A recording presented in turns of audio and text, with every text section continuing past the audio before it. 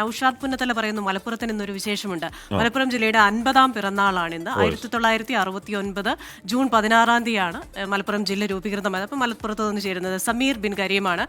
Sameer, very good morning. എന്തായാലും മലപ്പുറം ജില്ലയുടെ പിറന്നാളാണെന്ന് അറിയുന്നു. പിറന്നാൾ ആശംസകൾ. ഒരുപാട് അതെ, ഒരുപാട് സ്നേഹമുള്ള മനുഷ്യരുള്ള നാടാണ്. അപ്പൊ മലപ്പുറത്തെ മഴ കാര്യങ്ങൾ പറയും.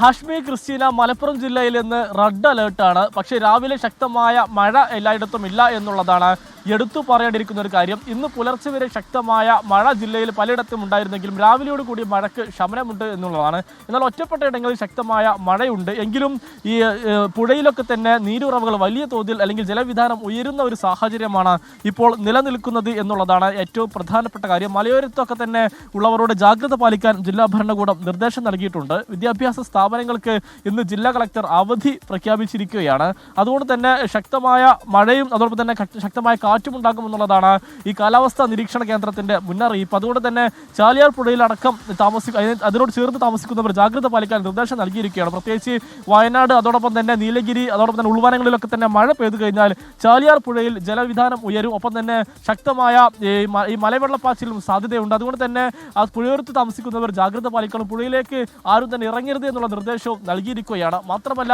ഈ അന്തർ സംസ്ഥാന പാതയായ ഈ വഴിക്കടവിനടുത്തുള്ള ഊട്ടി ഉൾപ്പെടെയുള്ള പാതയിലൂടെ സഞ്ചരിക്കുന്നവർ ജാഗ്രത പാലിക്കണം. പ്രത്യേകിച്ച് ശക്തമായ കാറ്റൊക്കെ തന്നെ ഉണ്ടായാൽ വലിയ മരങ്ങൾ കടപുഴകി വീഴാനുള്ള ഒരു സാധ്യതയുണ്ട് എന്നുള്ള മുന്നറിയിപ്പും ജില്ലാ ഭരണകൂടം നൽകുന്നുണ്ട്. തീരദേശ മേഖലയിലേക്ക് വരികയാണെങ്കിൽ പൊന്നാനി ഉൾപ്പെടെയുള്ള മേഖലകളിൽ കഴിഞ്ഞ ദിവസം വെള്ളം കയറുന്ന ഒരു സാഹചര്യം ഉണ്ടായിരുന്നു.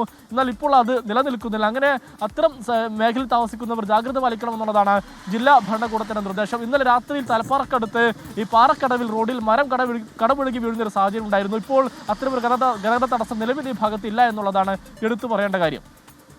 ഓക്കെ, സമീർ ബിൻ കരീമാണ് മലപ്പുറത്തെ ഏറ്റവും പുതിയ വിവരങ്ങൾ നൽകിയത്.